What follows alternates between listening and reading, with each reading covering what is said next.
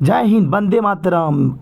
एक बार फिर आपका अपना channel sigma arts classes Birol में स्वागत है। और इस वीडियो लेक्चर के माध्यम से हम सब पढ़ेंगे भंडारा हिंदी के 12वीं के छात्र छात्रा के भंडारा बैच के वीडियो 3 में हम लोग हैं अभी। और इस वीडियो लेक्चर के अंतर्गत हम लोग पढ़ेंगे ऑब्जेक्टिव की और देखेंगे मात्र 25 ऑब्जेक्टिव जो बिहार बोर्ड से लिया जाने वाला सबसे महत्वपूर्ण ऑब्जेक्टिव रहेगा। तो पढ़ते हैं हम लोग। कौन सी रचना कालजयी मानी जाती है? कौन सी रचना को कालजयी मानी जाती है, कालजयी के रूप में बोला गया? तो इसका जो राइट आंसर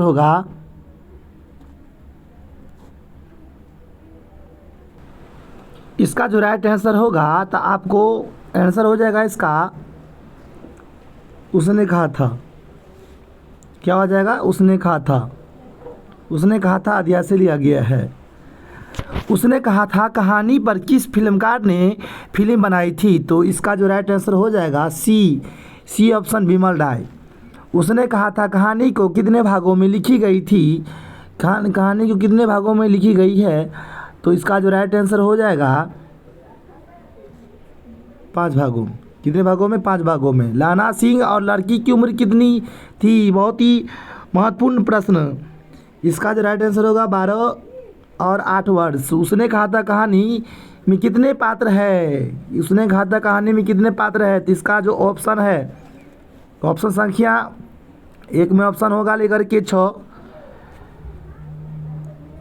बी में है 8 और सी में है 7 और डी में है आपको 3। तो इसका जो राइट आंसर होगा सी। संपूर्ण क्रांति का नारा किसने दिया था? संपूर्ण क्रांति का नारा जयप्रकाश नारायण के द्वारा संपूर्ण क्रांति का नारा दिया गया था।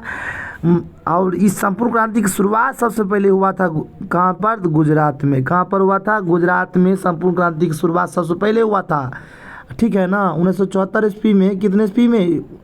5 जून 1974 ईस्वी में जयप्रकाश नारायण के द्वारा पटना के गांधी मैदान में पहले संपूर्ण क्रांति का आह्वान किया गया। और युवा वर्ग को खास करके युवा वर्ग को जगाने का काम इनके द्वारा किया गया था।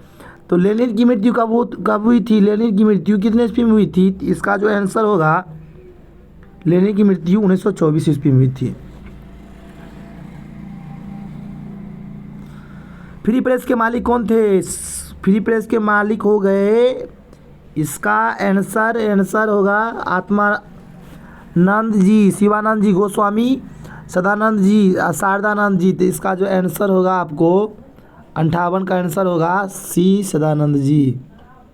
ब्रेन ऑफ बम्बई किसे कहा जाता है? ब्रेन ऑफ बम्बई उमाशंकर दीक्षित को ब्रेन ऑफ बम्बई के नाम से जाना जाता है। जयप्रकाश मार्क्सवादी कब बने थे? जयप्रकाश मार्क्सवादी कितने ईस्वी में बने थे? ये बहुत ही महत्वपूर्ण प्रश्न है। इसका जो आंसर होगा 1924 ईस्वी में। कितने ईस्वी में? 1924 ईस्वी में बने थे। उसके बाद रिकंस्ट्रक्शन ऑफ इंडियन पॉलिटी नामक पुस्तक किसने लिखी थी? तो इसका आंसर होगा जयप्रकाश नारायण। किसके द्वारा? जयप्रकाश नारायण के द्वारा। फणीश्वर नाथ रेणु की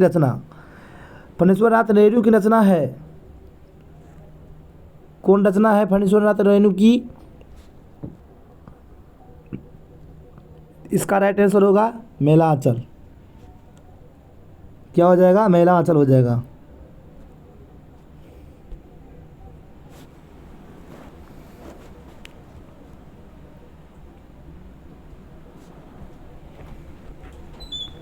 मेला आंचल हो जाएगा। संपूर्ण क्रांति का वाला ऐतिहासिक भाषण कब दिया गया था? तो 1974 ईस्वी। इसका आंसर हो जाएगा।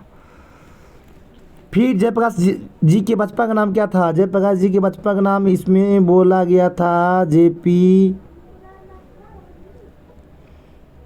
जयप्रकाश जी के बचपन का नाम हो गया बाउल। क्या वो आंसर होगा? बाउल आंसर होगा। क्या आंसर होगा? जेपी जी का बचपन का नाम क्या था? बाउल था।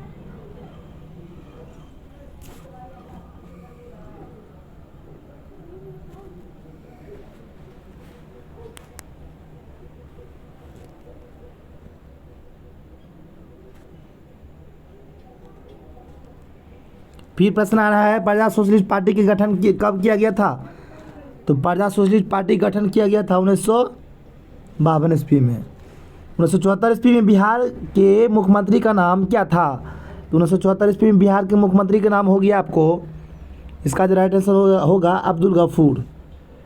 बाबूलाल लोक नायक के नाम से जाना जाता है, इसका आंसर होगा जयप्रकाश नारायण जी।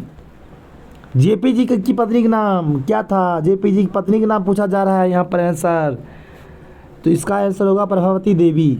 अभी न जाने कितने मीलों इस देश की जनता को जाना है, अभी न जाने कितने मीलों इस देश की जनता को जाना है। इसका जो और यह कथन किसने कहा था? यह कथन किसके द्वारा कही गई थी? किसने कहा था? तो इसका जो राइट आंसर होगा जवाहरलाल नेहरू।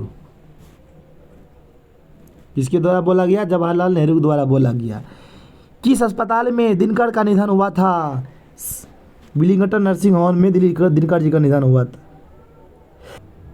तो जयप्रकाश नारायण जी को दलाल कहा जाता अमेरिका का। इसका 72 का प्रश्न जो आंसर होगा इसका डॉक्टर रहमान होगा। क्या होगा? डॉक्टर रहमान होगा। जयप्रकाश नारायण ने किस साल छात्र आंदोलन का नेतृत्व किया था? तो इसका जो आंसर होगा आपको 1974 ईस्वी, भूल नहीं जाना रे। जयप्रकाश नारायण का जन्म कब हुआ था? जेपी जी का जन्म पूछा जा रहा है, तो इसका जो आंसर होगा 11 अक्टूबर 1902 ईस्वी में जेपी जी का जन्म हुआ था।